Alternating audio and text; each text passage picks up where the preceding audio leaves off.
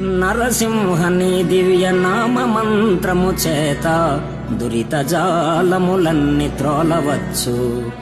నరసింహని దివ్య నామ మంత్రము చేత బలువైన రోగములు బాపవచ్చు.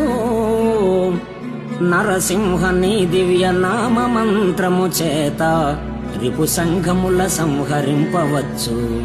నరసింహ నీ దివ్య నామ మంత్రము చేత దండహస్తుని బంట్ల తరమవచ్చు.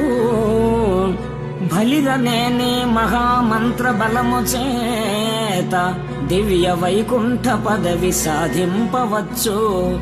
భూషణ వికాస శ్రీధర్మపుర నివాస దుష్ట సంహార నరసింహ దురితదో